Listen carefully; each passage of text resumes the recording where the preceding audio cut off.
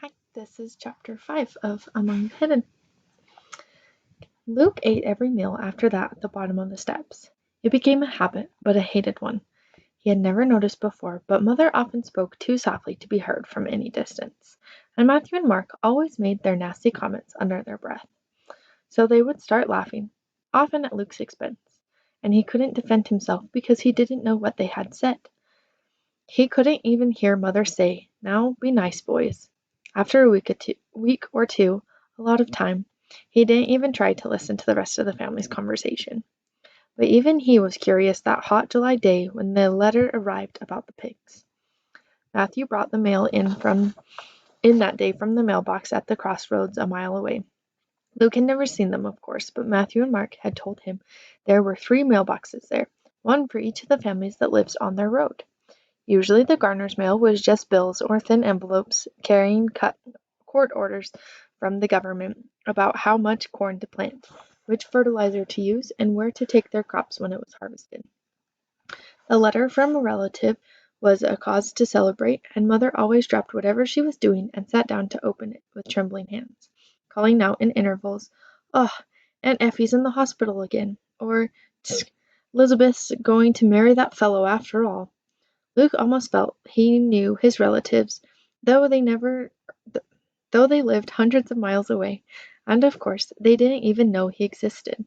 The letters Mother wrote back, painstakingly, late at night, when she'd save up enough money for a stamp, contained plenty of news of Matthew and Mark, but never once mentioned Luke's name. This letter was as thick as some of Luke's grandmother's, but it bore an official seal, and the return address was an imposed Department of Human Habitation, Environmental Standards Division. Matthew held the letter at arm's length, the way Luke had seen him hold dead baby pigs when they had been carried out of the barn. Dad looked worried the minute he saw the letter in Matthew's hand. Matthew had put the letter down beside Dad's silverware. Dad sighed. "Can't be anything but bad news," Dad said. "No use in ruining a good meal. It can wait." He went back to eating chicken and dumplings. Only after his last belch did he turn the envelope over and run his dirt-rimmed fingernail under the flap. He unfolded the letter. "It has come to our attention," he read aloud. "Well, so far as I understand it." Then he read silently for a while, calling out in intervals, "Mother, what's a fall? And where's that dictionary? Matthew, look up reciprocity." Finally, he threw down the whole thick packet and proclaimed, "They're going to make us get rid of our hogs." "What?" Matthew asked, more surprised than Mark. He had talked for as long as anyone could remember about. When I get my own farm, it's going to be all hogs. I'll make the government let me do that somehow." Now he looked over Dad's shoulders.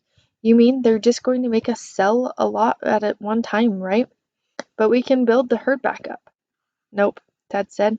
"Those people in them fancy houses won't be able to stand pig smell. So we can't raise hogs no more." He threw the letter out of the center of the table for all of us. What'd they expect, building next to a farm? From his seat on the chair, Luke had to hold himself back from going to fish the edge of the letter out of the chicken gravy and looking at it himself. "They can't do that, can they?" he asked. Nobody answered. Nobody needed to. Luke felt like a fool for asking as soon as the words were out of his mouth. For once he was glad of his hiding place. Mother twisted a dish rag in her hand. "Those hogs are our bread and butter," she said. "With grain prices the way they are, what are we going to do to live on?" Dad just looked at her.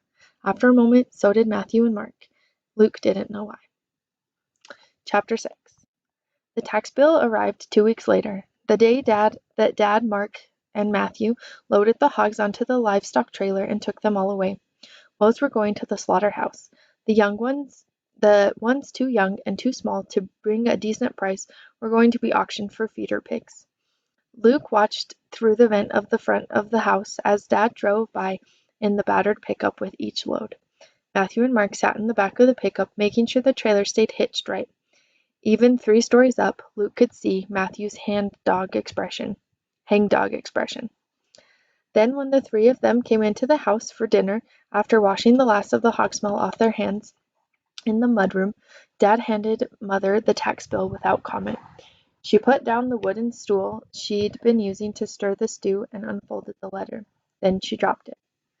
Why, that's... She seemed to be doing the math in her head as she bent to retrieve it. That's 3 times what it usually is. There must be a mistake. Dad shook his head. No mistake. I talked to Williker at the auction. The Willikers were the nearest neighbors. With a house 3 miles down the road, Luke always pictured them with monster scales and fierce claws, because of the number of times he'd been cautioned. You don't want the Willikers to see you. Dad went on. Williker says they raised everyone's taxes because of them fancy houses. Make our land worth more. Isn't that good? Luke asked eagerly. It was strange. He should hate the new houses for replacing his wood and forcing him to stay inside. But he'd half fallen in love with them, having watched every foundation poured, every wooden skeleton of walls and roofs raised to the sky. They were his main entertainment, aside from talking to Mother when she came upstairs for what she called "my Luke breaks." Sometimes she pretended his room needed cleaning as badly as the bread needed baking or the garden needed weeding. Sometimes she just sat and talked. Dad was shaking his head in disgust over Luke's questions. No, it's only good if we're selling, and we ain't. All it means for us is that the government thinks they can get more money out of us. Matthew was slumped in his chair and at the table. How are we going to pay? He asked. That's more than we got for all the hogs, and that was supposed to carry us through a long time. Dad didn't answer. Even Mark, who normally had a smart alecky comeback for everything, was stupefied. Mother had turned back to her stew.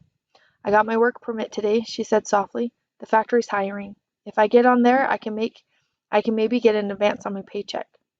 Luke's jaw dropped. You can't go to work, he said. He wanted to say, who will stay with me? Who will I talk to when everyone else is gone outside? But that seemed too selfish.